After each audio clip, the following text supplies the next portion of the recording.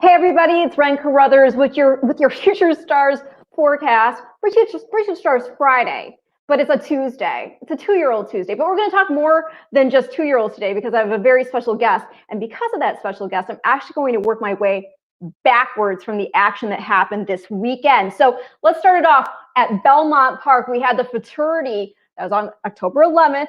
It's a win and you're in for the juvenile turf sprint, won by 2nd of July, a son of Jack Milton out of Wichita by Curlin, a Breeders' Cup Classic champion. Connections of this horse: owner Brian Hilliard, trainer Phil Gleaves, jockey Dylan Davis.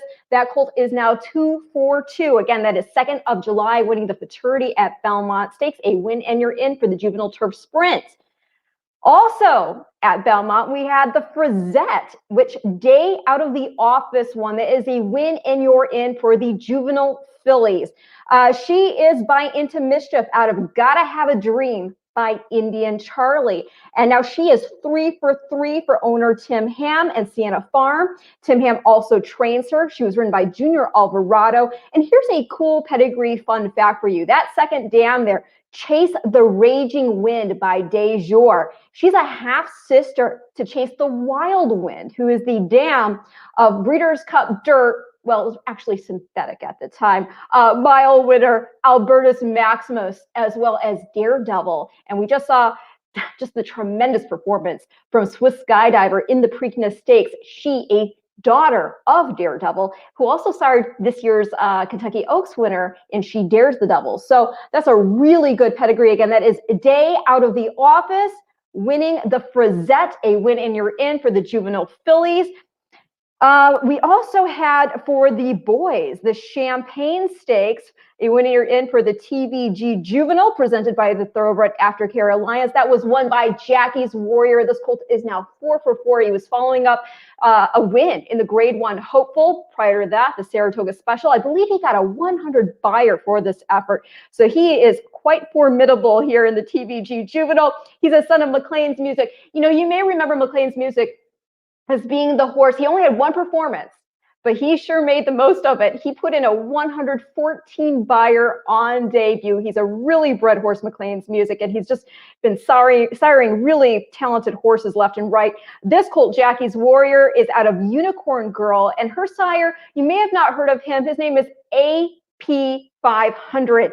As you can guess, he's a son of AP Indy Classic champion, Hall of Famer. And AP 500's dam, this is another fun fact for you. She's actually a half-sister to Sakowista, who won the Breeders' Cup Distaff. So you've got a really nice pedigree there. Connections, you've got owner Kirk Robinson and his wife Judy, trainer Steve Asmussen, ridden by Joel Rosario. Again, that is Jackie's Warrior 444 going in to the TVG Juvenile. And again, 100 buyer for that effort. Also at Belmont, we had a win and you're in for the Maker's Mark filly and mare turf. That was the Flower Bowl, won by Civil Union. She's a daughter of Warfront out of Photograph by Unbridled Song. She is now 5 for 4 this year. She's also got a 3rd place finish, and she is owned by Allen Stable, trained by Shug McGahee. Jockey Joel Rosario. Again, that is Civil Union winning the Flower Bowl, a win and you're in for the Maker's Mark filly and mare turf. And then we had Happy Saver stay undefeated. This is a horse who actually only debuted this year at 3 years old. He is now 4 for 4. He's trained by Todd Pletcher, owned by Wertmer and Freer, ridden by Arad Ortiz Jr. He's a son of Super Saver, so that's kind of fun for Todd, really, right? With whom he won the Kentucky Derby, of course. And Happy Saver is out of a mare named Happy Week by Distorted Humor. And here's a fun fact for you regarding this colt. So the Jockey Club Gold Cup winning you're in, of course, for the Longines Classic, and Happy Saver upsetting your favorite Tacitus in that race. But here's the thing. He does have some Breeders' Cup ped cred here, because Happy Saver's granny, her name is Lassie's Legacy, and she is a half-sister to the aforementioned AP Indy. It's kind of fun, right? I love it. So again, Happy Saver, undefeated, 4 for 4, winning the Jockey Club Gold Cup, and now going into the Longines Classic.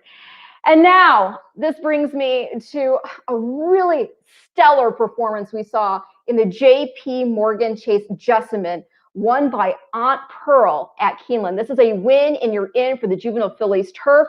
She's the daughter of Lope de Vega, who already has sired a Breeders' Cup champ in Newspaper of Record, who won the Breeders' Cup Juvenile Fillies in 2018. This filly is out of Matari Pearl by Hurricane Run, and she is now 2 for 2. This was just her second start. She's owned by that great long ownership group of Michael Dubb, Madaket Stables, Peter Douche, Michael Kisber, the Elkstone Group, Grant Stewart, trained by my special guest, Brad Cox, who I'm going to bring in here in just a minute, and ridden by Florent Giroux. So let's take a look back at this race, because this performance really will knock you out of your socks, I think. So let's go ahead and share the screen, and we'll go ahead and share audio and take it back to the Jessamine Stakes, won by Aunt Pearl. They are at the post. They're off in the J.P. Morgan Chase Jessamine Stakes. There goes Aunt Pearl right out for the lead. Navratilova right there alongside. And then comes Spanish Love Affair as the field heads for the first turn. Taylor's Tourist going to back down to the inside in the 4th position. Meanwhile, Aunt Pearl and Florent Giroux to the front heading into the turn.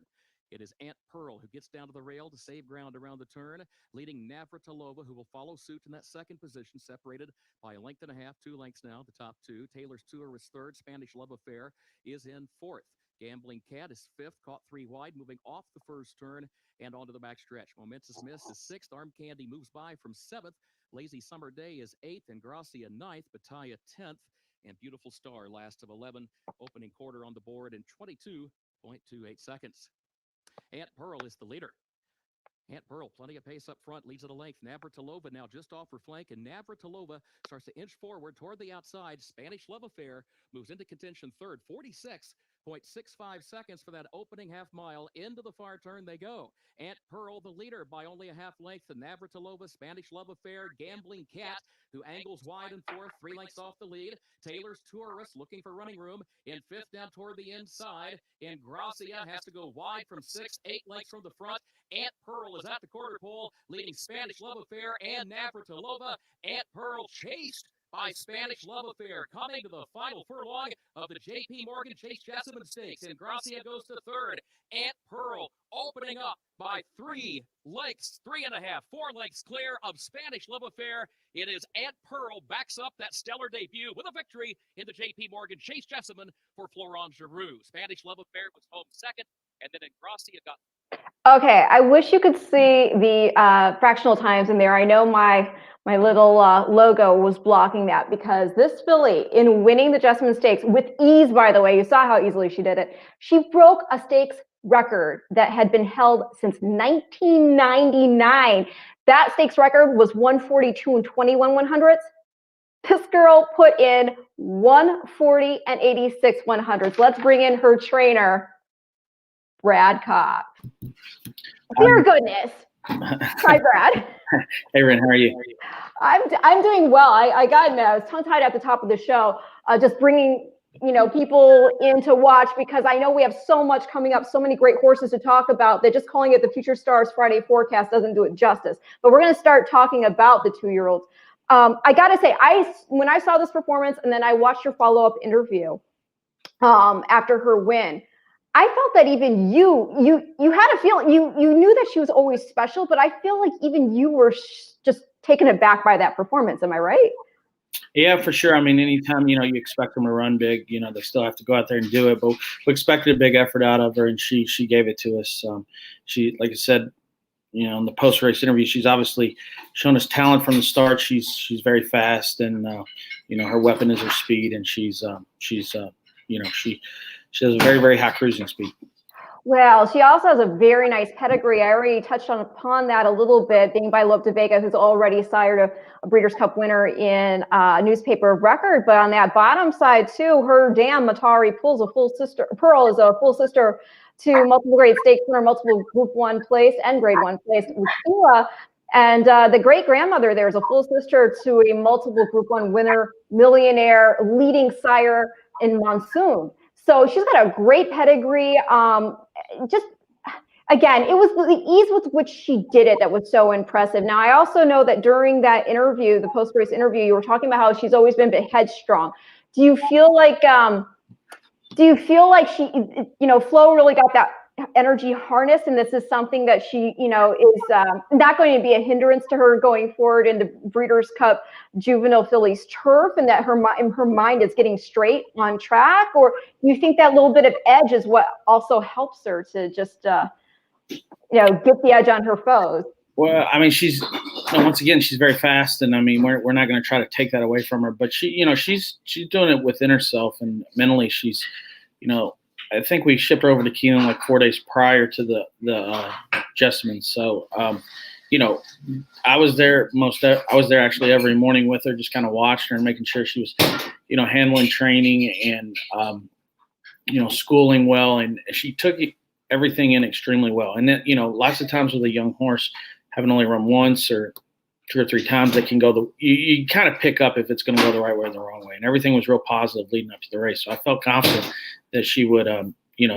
adapt and do everything right in the afternoon, because she had been doing everything right of the morning. So, and once again, I mean, she's still obviously, a young filly developing, and, we'll similar approach and training tactics leading up to the Breeders' Cup. And if all goes well, I would go over in the Breeders' Cup with as much confidence as we went over in the Jessamine. Well, it's going to look like a really good deep field. And the thing that we've also seen with this particular race, the Breeders' Cup Juvenile Fillies turf, is that these fillies go on to make noise later on. I mean, horses like Rushing Fall, like Newspaper of Record. There's just been a number of really good horses to come out of this event. And we've got a really nice field, it looks like, coming together for this year's. In addition to Aunt Pearl, we also may see Plum Ali for Christophe Clement, who's 3 for 3. She won the Miss Rio most recently. Wesley Ward looks like he's going to have 2. Royal Approval. And then her stablemate, who is probably, the horse that is on the minds of most as being the horse to beat, and that's going to be Campanelli, who has beaten males on 2 occasions on debut at Gulfstream Park, and then she won the Queen Mary Stakes at Royal Ascot, and then beat the boys and some other fillies that were in the race in the Prix Morny. So when you're looking at this race, and you also have another filly that you have under consideration for it as well, in Emro, who is 2 for 2, won the Untappable Stakes at Kentucky Downs. When you're looking at this, do you go back and watch the replays of these other fillies, or do you just handicap off the page? You know that your filly in Aunt Pearl's got this speed, and you don't want to take that away from her. But what goes into assessing when you're going into a championship race like this? Well, yeah, I mean, you'll go back and watch the replays, especially probably wait for the field to be drawn, and then just kind of start going through them and kind of see who does what out of the gate. As far as when you got a horse that wants to be forwardly placed like Aunt Pearl, or is going to be forwardly placed, you'll go back and watch replays of each horse that show speed, trying to get an idea of, how quick does those horses actually come out of the gate? Are they hustled, or they just break, and, do they naturally put themselves up in it, kind of like Aunt Pearl does? So, we'll just probably wait till, the entries are drawn and then go through it. And lots of times we'll go through it with the jock. Obviously Florent rides her, and, he rides a lot for us. So, I mean, we'll have a game plan going in a couple days out. And can you talk about that relationship real quick? Because I mean, just going over your horses, it's very apparent that Flo's the horse that you have immense confidence in and trust with these charges, and he's gotten the job done. Yeah, no doubt. I mean, he shows up on the big day, and he's good. We've won several Grade 1s with him over the last few years. So, we definitely have a lot of confidence in what he brings to the table, and we try to, prepare horses and give him a chance. And he's come through for us on a lot of occasions. And obviously this year in the Oaks, and that was a big effort, and he did a tremendous job of getting that filly in position. But, he's our go-to guy. He's able to put our horses in the race and where we want them, and not all of them are, need to be on the lead, but put them, up in the race and keep them involved. And he's a very strong finisher as well. How is she doing, by the way? Fantastic. We're probably going to make a decision later this week. The Distaff is a possibility, but we'll probably make a decision later this week if we're going to, march on and try to make that race, or just back off of her and point for a spring campaign. Well, and not to divert too much, but I am curious. When there was so much talk about the throwdown between Swiss Skydiver and Gamine, taking a back seat while all the attention was focused there, did you kind of know, hey guys, well, I know something, but go ahead, you guys talk, and I'll be over here winning? Well, I do know this. Our filly was training fantastic, obviously leading up to to the Oaks, and we liked her. I mean, I guess the big knock with her was her figures didn't really stack up with that top group, and then she threw a figure in the Oaks that was better than most in the race, and she proved that she can dance at that level. And it was it was I guess the biggest thing it was. I wasn't shocked she showed up and run a race. I was shocked she won kind of going away at the end. I mean, if you watch the last, say, 70 yards of the race and the gallop out, it's like, man, she didn't beat these fillies. She destroyed them that day. So it was a big effort. And, I don't think anyone was going to show up and beat her that day as far in the 3-year-old filly division. I mean, that was a solid group of fillies. And that normally we run that race in May, obviously. This year I thought a lot of really good fillies held on and kept their form to get to that point in September. And, look, she attacked Gamine, and the rest of them had a shot to go get her, and they couldn't get Yeah. So, when she's right, she's very, very good. So then when you saw Swiss Skydiver win the Preakness and your fillies beat her, what's going through your head? There went our shot for champion 3-year-old fillies went through my head. Right. But no, it was good. I mean, it gave us more confidence. Obviously we were in the next day and didn't run the race. We didn't get the setup we were really looking for. We may have went a little quick early in the race and compromised our opportunity in the Spencer. But the main thing is the filly did come out of it in really, really good shape. That's why she's still in training. And we'll, like I said, hopefully over the next couple of days, make a decision on if the Distaff's going to be the right move for her. Not to say, I mean, not to get too get in the business of telling these breeding farms what they should or shouldn't do, giving more time for a stud to show his mettle or not. But you do have to wonder, I mean, with the fact that Daredevil now with Swiss Skydiver, with She Dares the Devil, and all that, the fact that he's in Turkey right now, you gotta imagine they're like, oh, well, maybe we should have waited just a touch longer, right? Yeah, well, yeah, no doubt. I mean, it's always it's like a tough decision. I know. I don't want to be in those shoes. Right. Right. But it is pretty remarkable. And then something else that will come up, because it's actually something relative to one of your horses, is the fact that, he himself's a half brother to, well, actually, no, we already went over it. The Albertus Maximus factor being half to him. And from the, when you have pedigree like that, it's interesting to see. Oh, you know what? It's not your horse. I'm sorry. It's Day Out of the Office. So we were just talking about Daredevil. Daredevil's a half Albertus Maximus. And that is the Day Out of the Office's second dam is a half sister to their dam. And so it's neat to see that reflected. And when you see pedigrees like this, and your horses, by the way, do have stacked pedigrees too. And we already just went over the fact that Aunt Pearl's were, whenever I see a sire who was a grade 1 or a group 1 winner in a pedigree, it's always very much of a incentivizing factor to like that horse, not only on track, but then in the shed later. So already the fact that you've got this filly, black type, and the way she's done it is already a success. And for such a big group like that too, it's got to be fun. Yeah, no doubt. I mean, these horses obviously with pedigree have, residual value, and that's what it's always nice to look back, and whether you have the horse or not, to look back and see that, you trained something. I think I claimed Run Happy's mare, Delaware. Jolie? Yeah, 10 years ago. Oh my God. You look back at her on Equibase. I think I was I was down as trainer of last, where it says connections of last start. So that's so funny. The famous as far as broodmares. So when you see Run Happy everywhere, you're like, yeah. I Run Happy. I love it. Well, what can you tell us? So, we've talked about Aunt Pearl. What can you tell us about Emro? Very, very nice filly, and she's probably going to be flying under the radar. Her numbers are really, really good. Obviously, both races are around one turn. I think she's got enough pedigree to stretch. I mean, point of entry normally she's a 2-turn grass sire. So I mean, I really like her. I mean, we thought about running her in the Jessamine, but we thought, probably just the 2 starts were good enough as far as, taking our best shot at the juvenile fillies turf.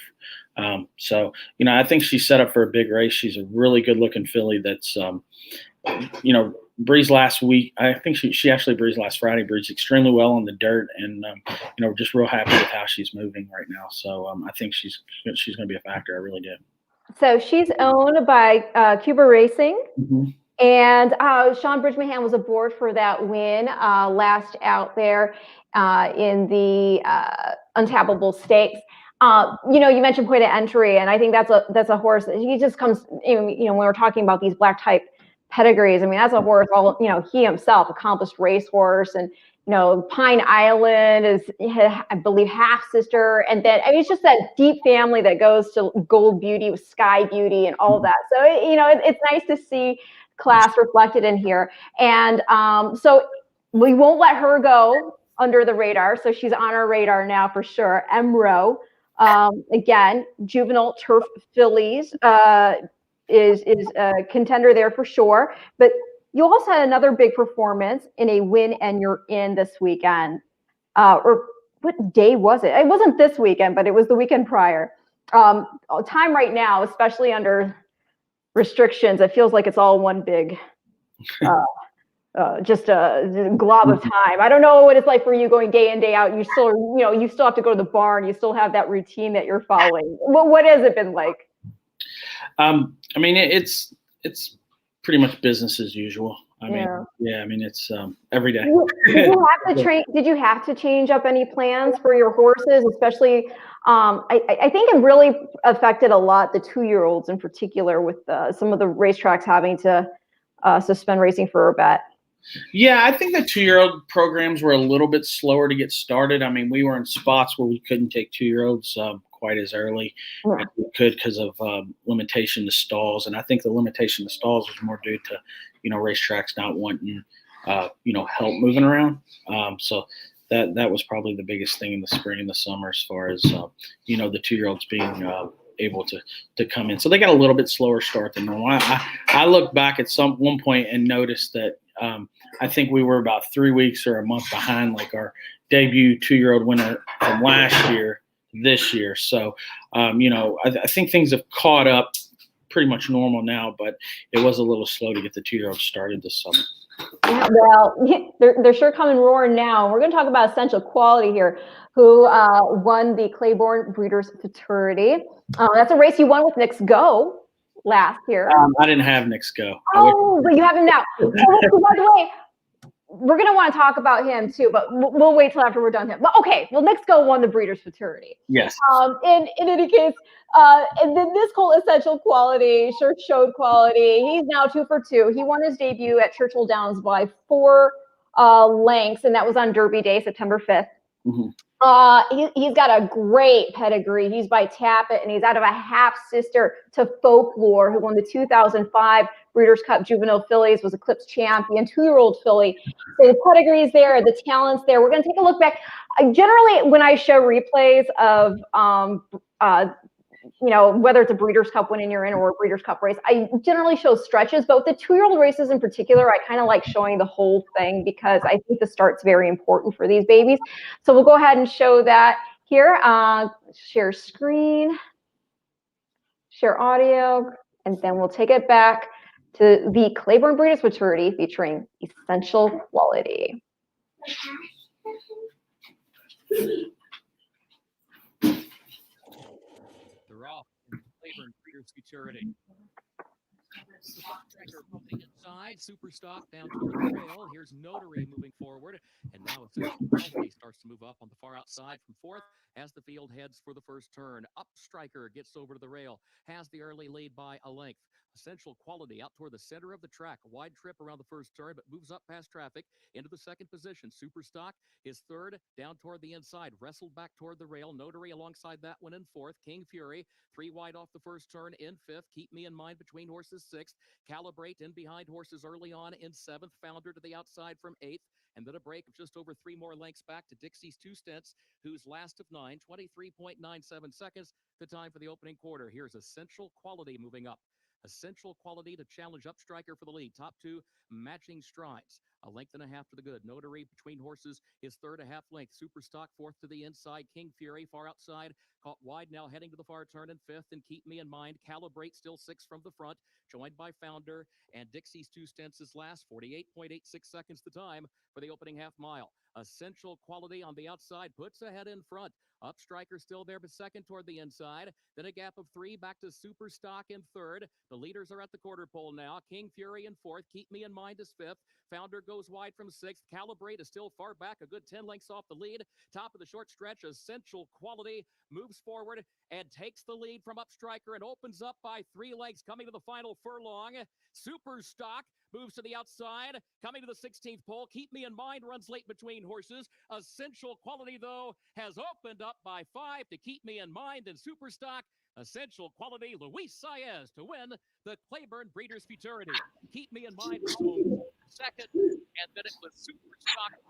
Okay, it looked to me like he was having fun out there. Yeah, for sure. It's so much fun they couldn't get him pulled up down the backside. Oh my gosh! I mean, what it was kind of funny. You know, once he switched that lead over, and then he's like coasting along, and those other horses were trying to come at him.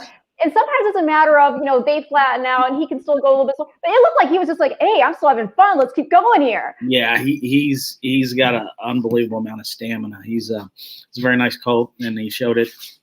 He showed it that day, and we got a lot of work to do, but he's a nice colt. And Louis come back and he said, "Man, this horse is a machine." so I'm glad he was able to. He felt what we see, because he's a good colt. Well, what do you think about the fact that? Well, I'm sure you think it's great, but a lot of times people will say when a 2-year-old in particular gets out there by themselves, they kind of can get a little bit lost once they're in their stretch. They go, where is everybody? But it's got to be really encouraging to see, like you just said, when he got out there, he just wanted to keep on going and going. So it's got to tell you that, I mean, this horse is not he's not a pack animal that needs to be around the other horses. He's very confident, independent, and another horse is doing something well within himself. Yeah, no doubt. I mean, we've kind of felt that with Monomoy. I mean, I feel like when she kind of gets a lead, she's like, that's okay. I don't need to go any quicker. We'll just almost wait for him to come back to her. But, it was an exciting, big professional effort. I mean, he still got a lot to learn. And that's the one thing that we've noticed with him. I mean, he doesn't really seem like he knows what he's doing, as scary as it may seem. Louis even came back and said, this horse has no clue what he's out there doing. He just, basically galloping around there. And but he just does it at such a, somewhat like Aunt Pearl. I mean, he's got natural speed. Maybe not quite as much speed as Aunt Pearl does, but just very, very gifted, and can get in that one rhythm and just keep it for a long time. Well, it's got to be pretty scary then to think of what he may be capable of once he puts it all together, because obviously the big horse in the TVG Juvenile is Jackie's Warrior. So when you're assessing how to tackle a horse like that, what is the strategy that goes into play? Once again, it'd probably go back to post position, how you draw. Obviously that horse was very impressive this past weekend and is going to be in the mix. He probably will be on the lead or very close to it. So, with our colt, given what, obviously having only raced twice, I mean, I guess the first thing would be, the instruction would be, don't let him get away. If you kind of got to take it to him if you can stay with him. So, but once again, I think a little bit of that'll come down to post position and, how you draw and know a little more after we see the draw. Well, I'm going to now backtrack into some other juvenile action that happened. So we had the Bourbon Stakes, and that was one. Todd Pletcher has Musa Sabek, and your horse, Abarta, was second in this race. So I actually want to show it because I thought he finished really well. And I also wanted to show the beginning because it looked like there was a little bit of a, the horse to his inside had a little bit of issue getting out of the gate, and he kind of had to go around him. So let's go ahead and take a look at that, the Bourbon Stakes. And then I want to get your input on what we may see going forward from Abarta.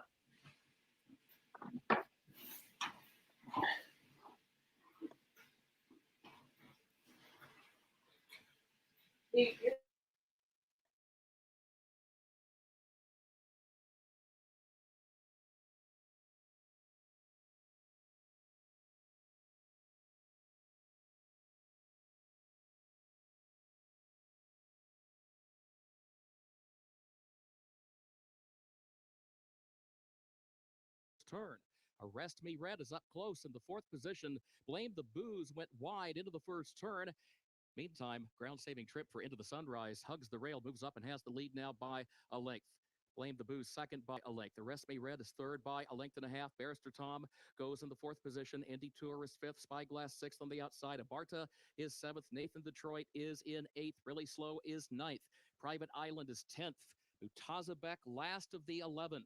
Running 10 lengths off the lead. The opening quarter in 22.62 seconds. Into the Sunrise, the leader. Into the Sunrise leads at 3/4 of a length. Blame the Booze is second by 3/4 of a length as well. And then Arrest Me Red is third by a half length. Barrister Tom fourth up on the outside as they move on to the far turn. Indy Tourist is in fifth. Spyglass went wide to the far turn, lost some ground there. Still 6 lengths from the front. Really Slow comes next. Nathan Detroit going to be wide around the turn. Still 8 lengths from the lead. And Into the Sunrise is the leader to the top of the stretch. Into the Sunrise leads it by 3 lengths. Blame the Booze second. Arrest Me Red is third toward the inside. Barrister Tom is in fourth. Utazabek is going to run late on the grandstand side. 5 lengths from the lead, 3 lengths from the lead. Utazabek coming after Into the Sunrise. They are side by side in the final furlong of the Bourbon. Not for long. Utazabek moves on by for Luis Saez. Late charge from Abarta. Utazabek wins it. Abarta with that late run was up for second in 1 minute 4. Okay, that was a solid performance. Again, when you especially factor in that horse to his inside nearly went down to his face. Pretty much did go to his face. Yeah, no doubt, no doubt. No, this colt of ours, he's nice. I mean, he's another one that's, he's green, very, very green mentally, and I think it showed it in the race. I mean, Ripley did a good job of staying after him, keeping him involved, or at least holding his position. Yeah. And then into the far turn, pretty much lost position, and he's a little timid of being around other horses, and he's got some growing up to do, but he's definitely got some talent for sure. Do you think he would have been closer up had he not had to go around the other horse coming out of the gate? Yeah, I think maybe a bit, but I mean, they were going a good clip in there. So with the way it turned out, I mean, the winner was very impressive. I think we could have been maybe a little bit closer. I'm not sure we could have won the race, but would have been close. Well, he's definitely a horse to watch. Again, that is Abarta. He was ridden by Umberto Rispoli, owner Donegal Racing and Newtown Annerstud Farm. So this is a son of Into Mischief, who it's crazy. It's like everywhere you look, there's he was actually 1-2 in that race. Right? Oh my gosh. So yeah, Into Mischief out of Dame Marie by Smart Strike. So really nice there. So now let's so we covered all the 2-year-olds, right? So let's move to your older horses. All right. So let's start with Factor This, who, I mean, the really cool thing about Factor This is you claimed this horse for 62.5 back. I don't know how many starts ago, but a while back. He is a typical iron horse. 32 lifetime starts, 12 wins, 4 seconds, 4 thirds. This year, seven starts this year, 5 wins already on the year, and he's been on the board in the other 2 starts. Career earnings of over 1.2 million. And you gotta love seeing something like that. He's coming out of a win in the Dinner Party Stakes, and you're pointing him to the FanDuel Mile. So what can you tell us about him? Well, he's a front runner. I mean, he likes to be able to get out, establish the lead, settle going up the backside. And I mean, he's a very hard horse to get by. He's a very, very good horse. He really turned it on last winter at the fairgrounds. He was able to, I think, break the track record in February, going 1 mile and an eighth, and then come back a month later. It was 4 or 5 weeks later, and then broke it again. So he's been in good form all year. We obviously, when the COVID kind of took place in April and May, we backed off of him a little bit. We didn't really have a race, and he ran a big race in the Wise Dan, going 1 mile and a 16th off of a little bit of what you call a brief freshening or lack of races. And was passed down the lane and came back and won. So I mean, once again, I mean he's a very, very hard trying horse that's shows up every time. I mean he's been so consistent this year, and ran a big race at Churchill, won a 1 1/8 and a Grade 1, and we kind of always we run him up to a mile. We actually tried a 1.5 miles with him once, and I think he probably tops out at about 1.25 miles. He's had 2 victories going 1.25 miles, but judging by what our riders say and the way it looks, that I'd say that's about all he wants is 1.25 miles. He's out of a sing spill mare, so we kind of thought maybe the marathon distances would be in play, but we kind of feel like anything beyond 1.25 miles is not really his thing, and obviously we have 1 mile or 1.5 miles to pick from in the Breeders' Cup, so we figure we know he can get the mile if it sets up right. Well, Flo was on him last time. You actually are looking at having Bo Recall go against the boys here, and her regular jockey is Julian Leperoux, right? Well, I think it's going to be Manny Franco rode her at Churchill 2 back, and okay. I believe he's going to ride her again in the Breeders' Cup. Oh, okay, all right. Well, Bo Recall. Let's talk about the fact that she won't be the only filly looking to take on the boys. I think we're going to see Uni try to repeat in the mile. Also, I think we'll see Got Stormy, who was second in last year's mile. It's kind of cool to see the fillies run 1-2 last year. But it looks like a really nice field coming together. Another filly we may see in there is Starship Jubilee for Kevin Attard, who won the Woodbine mile. Got a win and you're in there. But, you've got Mo Forza, who's, just put together the City of Hope mile, and then the Del Mar mile, and some obviously nicely accomplished horses from Europe, with O'Brien, Lope Fernandez. I love these names, by the way. Tongue twisters for me sometimes. Kameko. It's just Chad Brown without parole. So, when you have a situation where you're looking at running 2, and we already talked about the same situation with in the juvenile turf fillies, well, obviously you don't play favorites. You know how both your horses run. How do you keep the separation of because?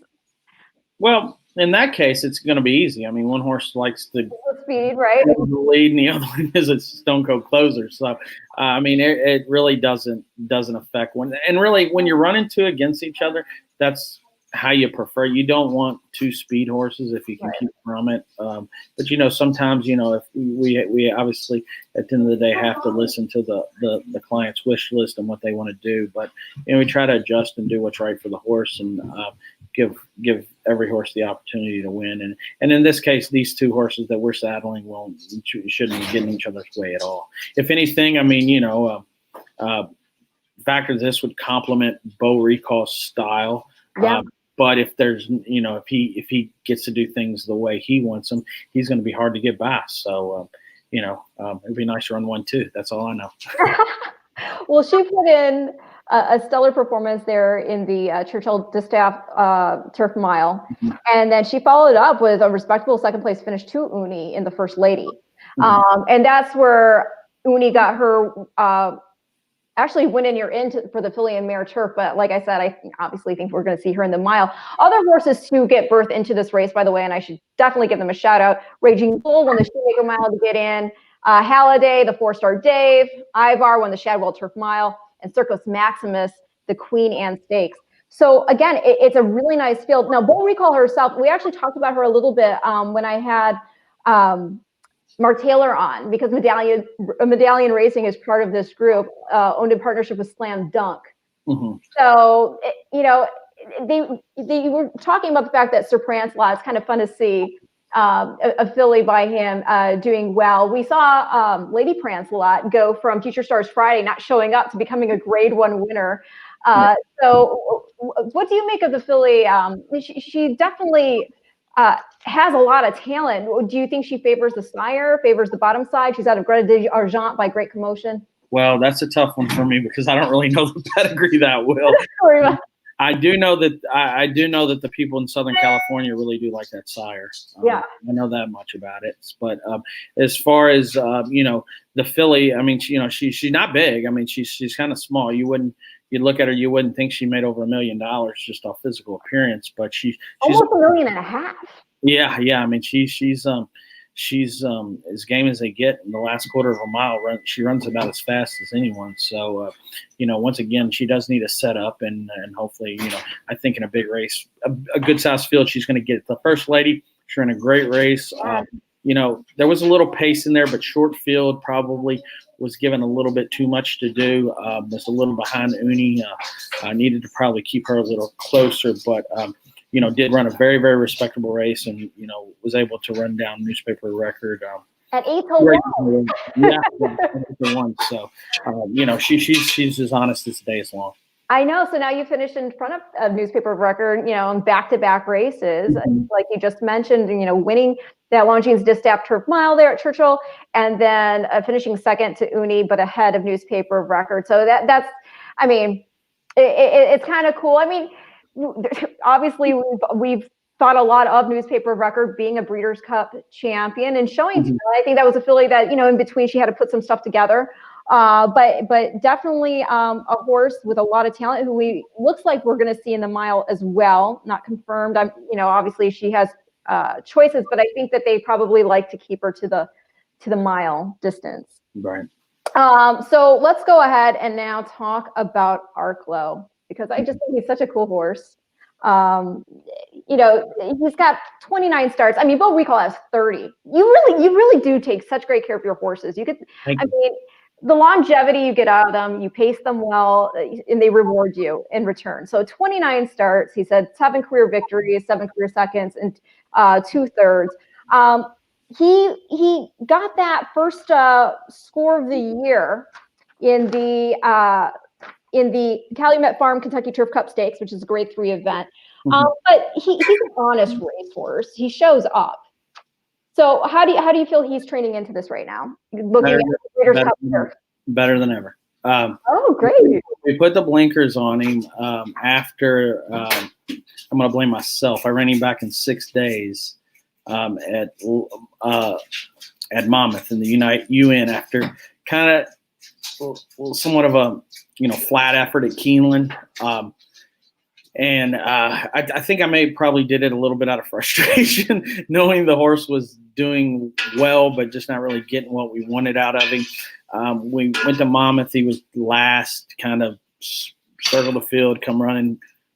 I think ended up 4th and galloped out way in front. I was like, gosh, I got to do something. I was like, it's probably making this harder than it needs to be. And I just said, I'm putting blinkers on this horse. And it really has to turn him around. I mean, it really turned him around in the mornings. And he gives a lot of confidence going into the Kentucky Downs race. It's a race with 0.4. I think he's run in it the last 3 years. He's won it twice. He won it 2 years ago. So he likes that course. But I think the biggest thing were the blinkers getting him involved in the race. I mean, it really, really changed him, and it's got him working sharper. So he's always been a horse that, he would take a work or two off and you kind of didn't have an idea where you were with him, and then he would jump back on it and give you a good work.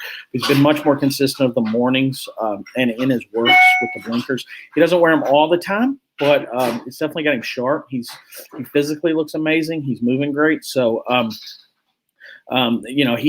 it's amazing to think that we, at his age and the amount of starts that, I mean, honestly, I have more confidence in him over the last couple of months than I have the last four years. And he's a nice horse and has accomplished a lot of things. But he's much more consistent in his training right now. And it's really neat to see. He's a happy horse right now. He's doing really well. Well, happy horses will perform for you. This one owned by Donald Gold Racing, Joseph Bolger, and Peter Conway.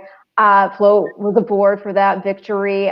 He's by Arch out of Unbridled Empire by Empire Maker. So it's a tremendous pedigree also that he brings to the table. But yeah, like you said, he's 6 years old. And it is really interesting when we look at, because I grew up riding and showing horses, and it's kind of funny because you don't even start show horses really seriously until they're about 3-4 years old. So in the racing world, you know, how we're always talking about the 2-year-olds, and then, they're sometimes them get retired at 3 because, you know, obviously they put in these big performances. It is really something to watch them come into maturity and just getting better if allowed the time. And this horse has already won just shy of $2.5 million. Yeah. That's got to be feel, you know, really rewarding. What's his temperament like? Because I will say, you know, people, if you follow social media, people are really kind of like a fan favorite of this. He's like a fan favorite. He's really engendered a lot of respect. Yeah, no, he's super laid back. It's actually kind of neat. I mean, he's a colt, but he's very, very laid back. I tell the story all the time. Last year when we were going to California for the Breeders' Cup, you know, we were loading the horses. I think I was walking. I went and got Kofefe out of her stall. Was walking into the van or the semi to load her, and you know, some of the, you know, grooms and assistants and foremen to grab the other horses, and we're loading everyone up. And I said, "Did anybody get Arklow?" And he was in the back of the van, just hanging out. I mean, that's how he is. It's kind of weird because he's a big, imposing looking horse, but he's real laid back. He's real kind, and it's almost like you never know he's there. I know that doesn't make sense, but it's really cool. He's just the most laid back horse, and I guess that's another thing with the blinkers. I mean, it just has him a little more aggressive in the morning and in his work. So, you know, I think it's going to turn him around mentally from a training standpoint. You know, I gotta say, I was already like as I just mentioned, I was already a fan of him just based on his body of work. But you tell me that, how can you not even love the horse more? My gosh, he just sounds like a cool dude. Like he's a dude that you invite over for a beer, you sit on the couch, watch a game. They don't bother you. You chimes in when he needs to chime in. Yeah, no, he's a really, really cool horse. Oh my gosh. Okay, well, I look forward to seeing him at Breeders' Cup. I'll have to, if the protocol is permitting, I'll have to stop by the barn and say hi. So, like, you know, we've already mentioned, great body of work. He's already a Grade 1 winner. He won the Joe Hirsch Turf Classic. In 2018, he was 4th in the Breeders' Cup Turf, 8th last year. What happened in that performance, by the way? In the Breeders' Cup? Yeah, last year's. Well, I'm going to say with a little bit of a wide trip, I'm going to say bad post, and just was not able to save any ground at any point. I think Javier Castellano rode him that day, and he didn't do anything wrong. He just never got an opportunity to save any ground around at any point. So it was just a real tough trip. And I think actually out of that race, he received the best rag number of any horse in the race. And I mean, obviously there was a serious champion in there with brick and mortar. So I think he ran the fastest according to the Ragusan numbers. Well, nice. Okay, well, I got to give shout outs to the horses who have won winning or ins this year. Speaking of the Joe Hirsch Turf Classic, we had Channel Maker win this year's event, getting his ticket punched. Gufo won the Belmont Derby Invitational. Red King for Little Red Feather won the Delmar Handicap. And Lord North won the Prince of Wales's. And we had Magical win the Irish Champion Stakes. So, as you mentioned, in that Breeders' Cup Turf race last year was tough. We saw United try to take it wire to wire. Bricks and Mortar caught him. That's another horse we may see in there. Zulu Alpha, who we mentioned before, who, by the way, was 3rd to Arklow last out. So that's kind of neat. Zulu Alpha is a serious racehorse, and he was favored that day. But yeah, other horses we may see. Again, these are not set fields, but we may see Guy F. We may see Love. I love these turf races because of the international aspect. You just don't know who you're going to get, especially with everything with the travel situation and all that. Were there any races you wanted to go to that you couldn't go to because of travel restrictions this year? No, I don't. Yeah, maybe. I may have taken Emerald to the 2-year-old filly race at Woodbine. Oh, the Natoma. Yeah, exactly. I may have taken her. She could have won. I just was not able to send any help. Oh God, that really came down to it. I was able to send. So that would probably be the one that probably at the end of the day, their travel restrictions kept me from going. But as far as Europe or Dubai or Saudi, nothing yet. Nothing this year. Hopefully next year we'll have something on that can go over, and we'll be able to go over as well. Well, it's interesting that you brought the Natoma up, because that does remind me, the horse who won, Lady Spite Spear, unfortunately, we will not see her at Breeders' Cup. A minor issue, I think, came up, so she's going to be missing the race. But boy, we were talking before we went live, and you do have a very strong contingent here. So we're gonna turn our attention back to your barn here with Nick's Go, who you said that you didn't have when he won the Cleveland Breeders' Maturity, but you sure have him now. And he's won both his starts this year. He's 2 for 2 in 2020 in allowance company. But that being said, that last race, he wired the field, winning by 10 1/4 lengths and in track record time of 1:40 and 79/100. What is going on with this horse? He's nice. I mean, we had him. We picked him up last fall and had him at Oakland, and he ran a huge race off the layoff. He's eligible. It's hard to believe that he was eligible for 2 other things, given the amount that he accomplished with Ben Colbrook. I mean, he did a fantastic job with the horse. You know, obviously won a Grade 1 with him and second the Breeders' Cup, so he's a fantastic horse and did a great job with him. But we were very fortunate to pick him up at Oakland this winter, and he'd come off a brief freshening, and he trained really well. It was like, wow, this horse is really nice and was breezing extremely well. And he showed up on race day and was like, wow, this is a good horse. And he didn't let us down. So we were, messing. I think at the time, this was right before the COVID stuff kind of shut Keeneland down. We were thinking about going to the Ben Ali or a 3 other thing with Keeneland in April, and he suffered an injury one morning at Oakland Park. So we June Park is the manager for the Career Racing Authority, and he kind of thought, well, we'll just retire him. And I said, hey, give him some time. And I've had a lot of luck with bringing horses back from the injury that he had. So as long as you give him plenty of time, we'll be okay. And, we can get him ready for a fall campaign. So they did, and he came back and trained just as well this summer and fall as he did last winter. So I told June, I said, well, look, this horse is every bit as good as he was last winter. So he showed up again. Keeneland obviously really likes Keeneland. He gets over the track extremely well. He did most of his training there at Churchill, just shipped over day before, and put on a really big performance, and actually shattered a track record. So I was very proud of the effort. Well, it's pretty exciting. So he's pointed toward the big ass fans, Dirt Mile, and I say that name every chance I get because I just think it's funny. When else can you say that?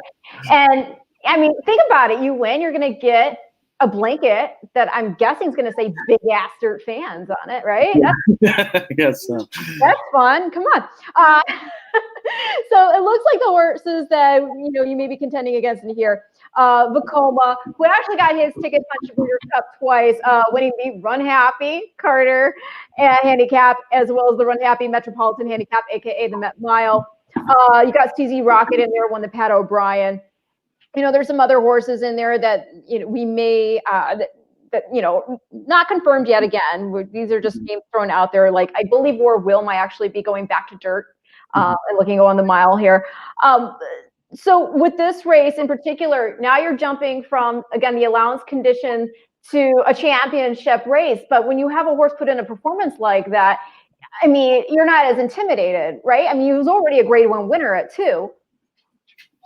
No. I mean, you definitely, he's a speed horse. He likes to be out there kind of dictating things and carving out the fractions that suit him. So, once again, it would be one of those deals where you hope it would come up, I guess, what you call pace friendly, or not a lot of pace in there. And, Keeneland mile, it's a short stretch. You got to be in position when you turn for home, and I think it fits well for a horse with speed, and he obviously loves the track there. So, if he's able to get in, I guess there's a little bit of a concern of if he would make the field if more than 12 were to run. So just have to see if he can get in. But if he does, I do think he would be a presence. That's such a great point that you bring up about that stretch and wanting to be in position turning for home because, by contrast, Churchill Downs, that stretch is 1,235 feet. Mm-hmm. So you've got the length of it to hopefully catch up if you're not a horse with that natural ability to be on the pace or just go through it. So it's a great point you bring up. Now, I saved the best for last. Because this training job is amazing to me. And we talk about giving a horse time. Let's talk about Monomoy Girl. This horse has to mean so much to you for so many reasons. She gave you your first grade 1 victory in 2018 when she won the Ashland there at Keeneland. She, won the Oaks. She won the Breeders' Cup Distaff in 2018, champion 3-year-old filly. Then she skips all of 2019.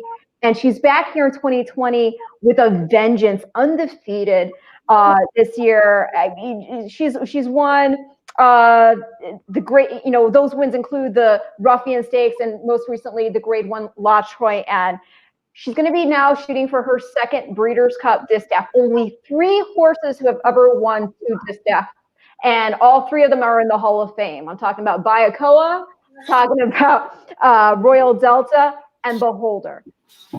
That's great company, and she's shown enough to make us all believe she belongs in that, in that group. So tell us about Monomoy Girl. The fact that, I don't even think she cost that much, right? Liz Kroll found her for what is going to look like in retrospect an absolute steal. Yeah, no, she obviously means a lot to us, and for her to come back this year and do what she's done is just a testament to how good she is and the champion she is, and hopefully definitely a future Hall of Famer. I mean, she's going to go to the Hall of Fame someday. So she's a remarkable race mare, and for her to come back at this a year and a half off to accomplish what she's accomplished, I mean, this is the best thing we've ever done as far as a racing team.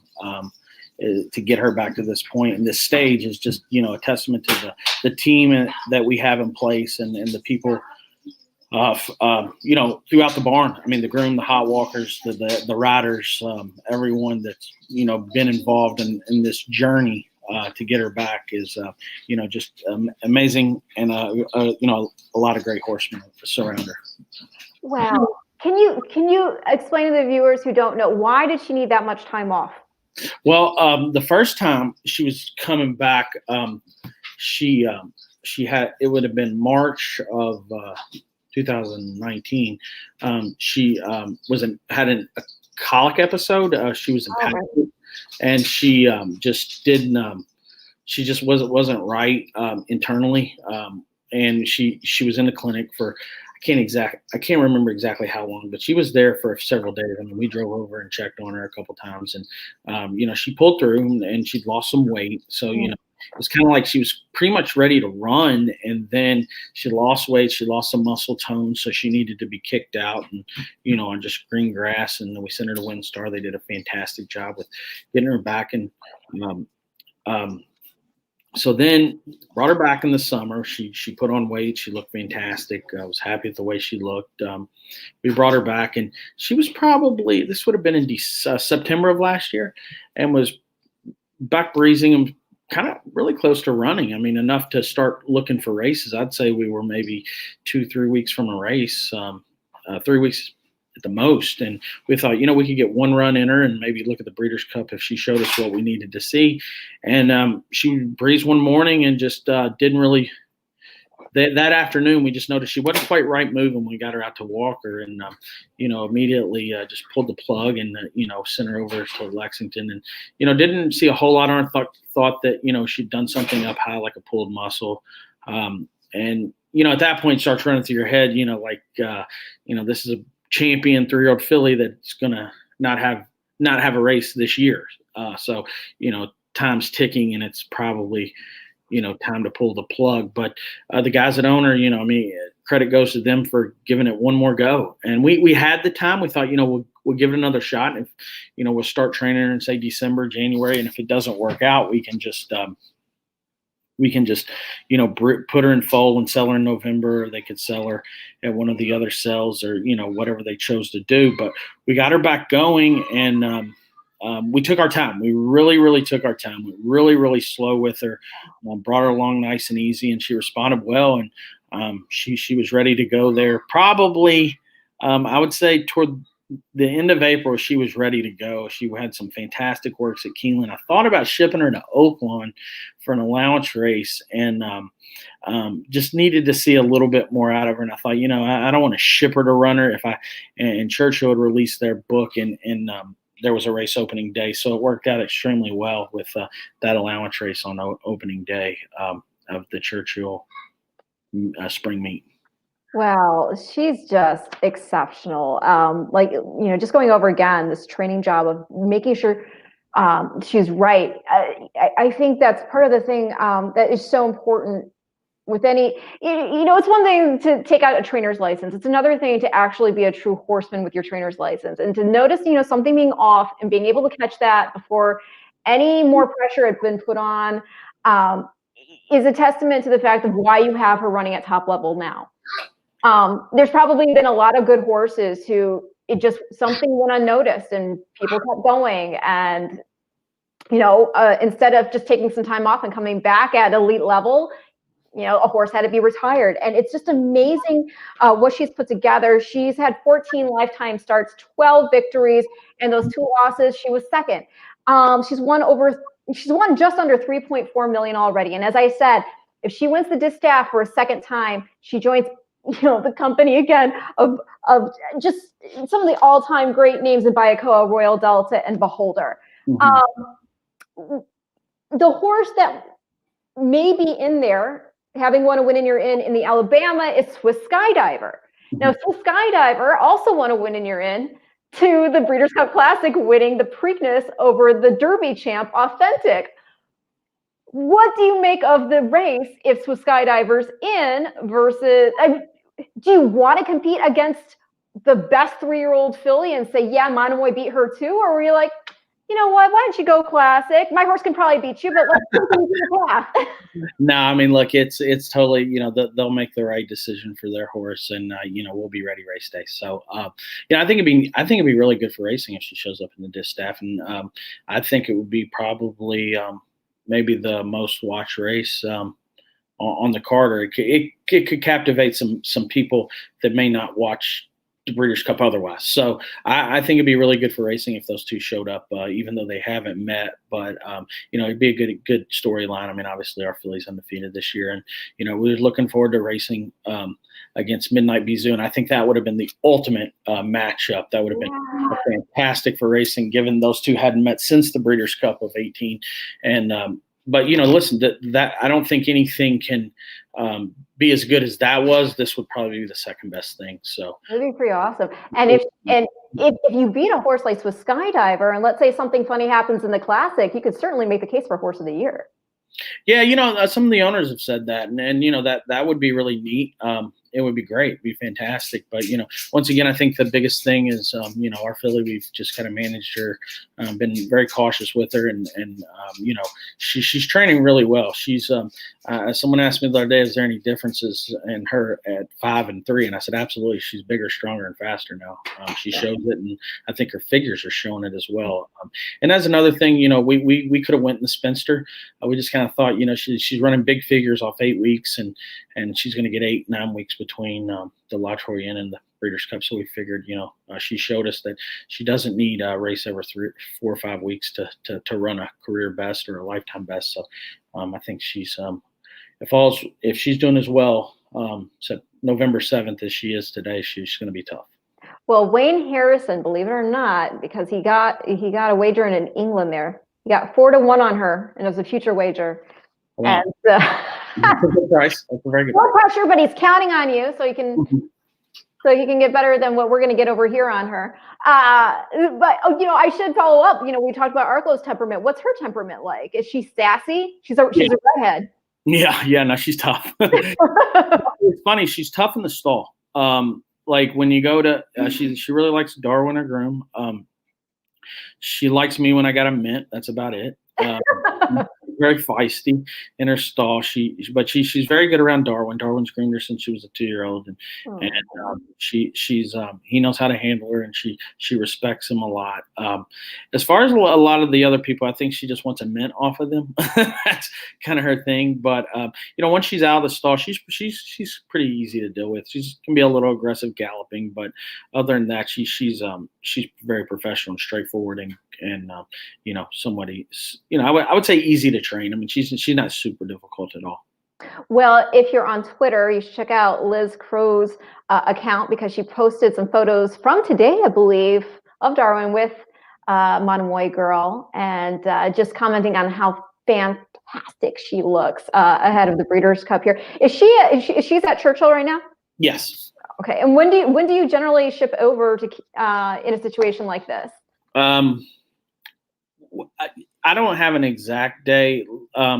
It'll probably be week of. Chances are all the horses will breeze at Churchill. Their final works will be at Churchill. Their preparation will be at Churchill, and final works will be at Churchill. Last year for the Breeders' Cup, I think we went on Tuesday. We were the last out of Kentucky to California last year, and it worked well for us. So I've always said they could put us on the plane and drop us off in the paddock. That's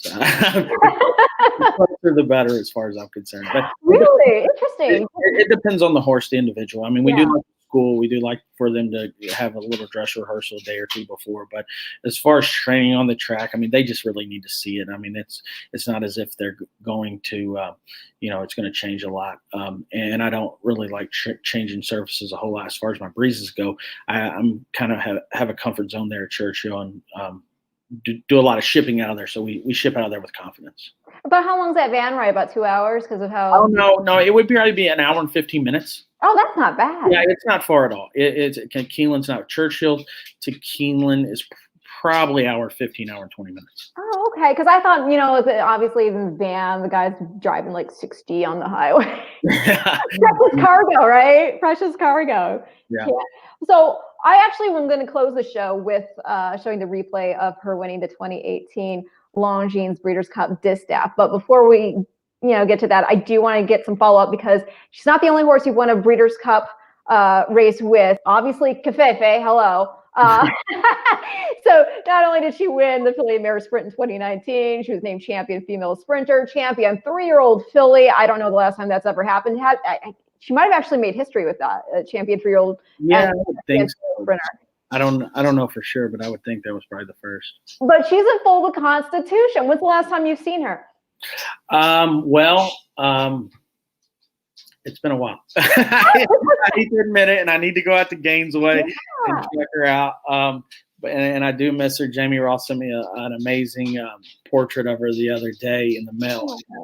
She's very special. She was very fast. She's a true freak, I guess you would say. I mean, she was freaky fast, and very, very good. She's and hopefully I'm sure she'll be a fantastic mother, and excited to see this Constitution. I found out a couple weeks ago that they told me it was a filly, so that. Oh my gosh! Good. I that's what Alex Solis told me at the sale. So I think that's pretty cool that she'll be having a filly, and if it's half as good as she is, they're in good shape. Well, that filly's going to have a name to remember. Yeah, for sure. My gosh, that's awesome. Okay, so I don't know if we heard that before about the actual gender of the baby, but a filly. Yeah, maybe I wasn't supposed to reveal that, but I'm sorry if I did. Sorry. You know what? Now we can just get really excited and start sending pink things to Gainesville. Yeah. The fans can send little cute pink bows. So Covfefe again, a champion, dual champion, female sprinter, champion 3-year-old after winning that filly and mare sprint of 2019 at Breeders' Cup. Now, British Idiom. She's a horse that went from the Darley Alcibiades, which this year was won by Simply Ravishing, a daughter of Laoban, who is freshman sires by Uncle Mo are doing quite well, whether it's Laoban or Uncle Mo. Or I think Outworks out there doing some stuff too. So British Idiom, though, she won the Darley Alcibiades in 2019 for you. And then she went ahead and translated that into a win in the juvenile fillies was named Eclipse champion, 2-year-old filly. This year, she was second in the Rachel Alexandra in her 3-year-old debut. And then she did not have a good go in the fantasy, but later it came up that she had a flake in the front right ankle. But nothing serious. This is not anything serious. This is just something that happens with horses. She needed about 60 days off. How is she doing? Last I heard at the September sale, she was sold. She was sold this summer to the Japanese. Okay. Yeah, I can't remember the exact name of the farm that purchased her. But at the September sale, I believe she was put into quarantine, and I believe she is in Japan. Okay. Well, you know that they're going to get her to a good sire there. And you know, do you feel your males run well too, but do you feel like you have a special relationship with the fillies?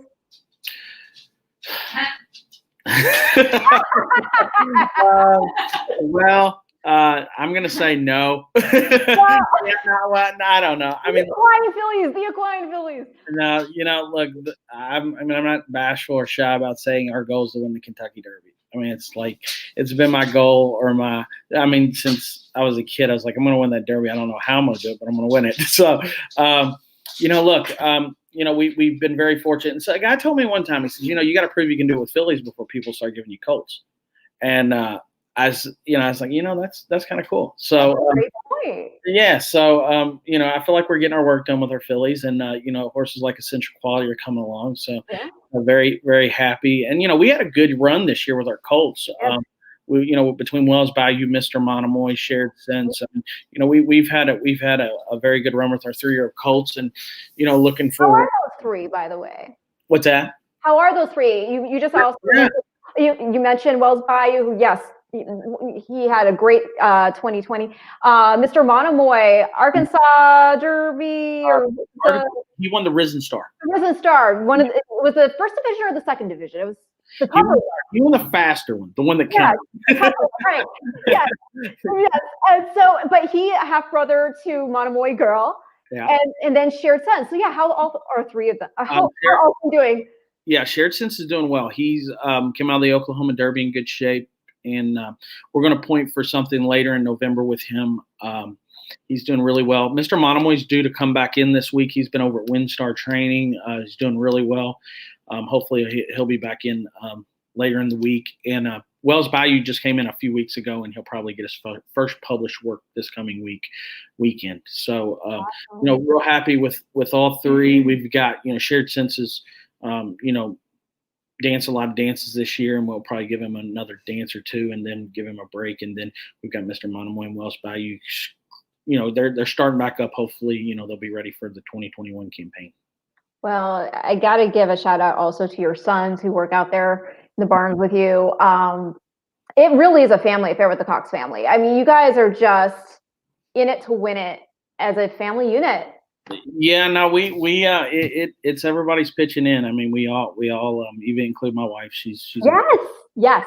She's a vet, and is, you know, obviously very knowledgeable about horses, and both boys are older boys are involved in the barn. So it's a family affair that you know, we all butt heads a little bit here and there, but at the end of the day, the goal is to win races, and you know, try to get along. do they want to be trainers on their own at some point?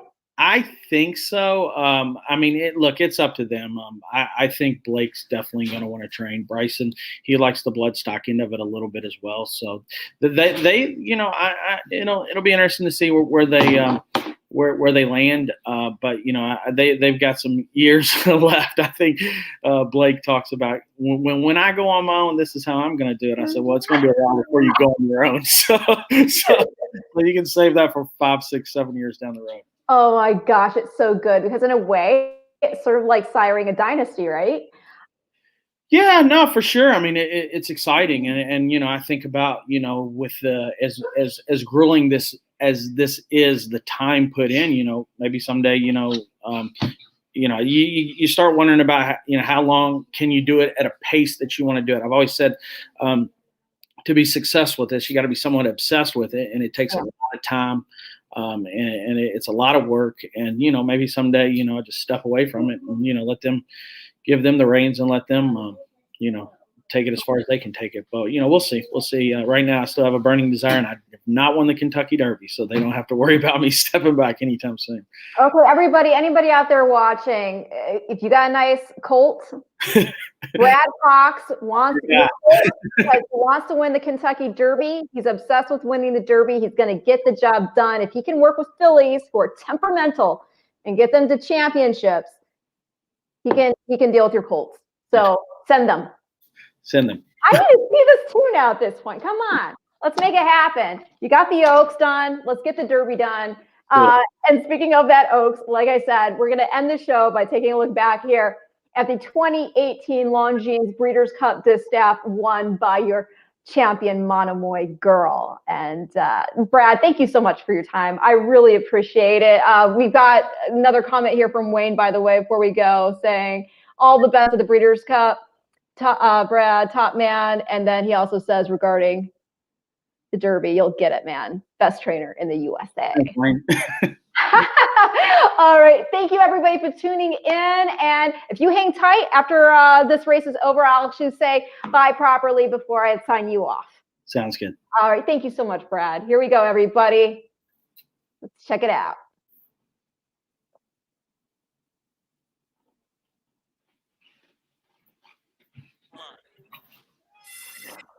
They're off in the Breeders' Cup Distaff. Abel Tasman did not break all that well, and Mike Smith's really trying to motivate her. It is Wonder Gadot who goes out to the early lead. And Monomoy Girl is right to the outside. Abel Tasman is up in the mix now. She's third and down toward the rail. And then comes Mopatism in fourth, moving into that turn. Then it's Blue Prize on the outside. Champagne Problems riding the rail under Calvin Burrell, scraping it, in fact, as they make their way around that turn. And then on the outside comes Midnight Bisou. And they're being followed by Verb's Tail. Vale Dory is next. La Force and Wildcat at the back of the pack. 23.39 the opening quarter mile. Up the backstretch they go. Wonder Gadot leads the way. And then it's Monomoy Girl, the Kentucky Oaks winner. Last year's Kentucky Oaks winner. Abel Tasman is third on the inside. And they're being followed in fourth by Blue Prize. Then Mopatism. Champagne Problems on the inside. Midnight Bisou is 6 lengths off the lead as they continue through a 47.57 half mile. Then Verb's Tail, Vale Dory, wide at the half-mile pole. La Force is next and Wildcat. They make their way into the far turn. Wonder Gadot is the leader. Monomoy Girl breathing down her neck on the outside, and Blue Prize is right there too. Abel Tasman is retreating on the far turn. She's back in sixth. Mike Smith wants more from her, but she's not giving it today. Meanwhile, Monomoy Girl is taking the lead at the top of the stretch. Blue Prize runs at her. The two of them turn for home with Midnight Bisou, third on the outside. 3/16 to go. Monomoy Girl to catch. Florent Giroux goes to an all-out drive. Blue Prize trying to stick with her. Midnight Bisou continues to move down the center. Monomoy Girl at 16th to go. Blue Prize, Wildcat finishing well on the inside. Then comes Midnight Bisou. Monomoy Girl has won the Distaff. Wildcat came late for a second, then Midnight Bisou and Blue Prize, and Abel Tasman was last under the wire. Mike, thank you. No shortage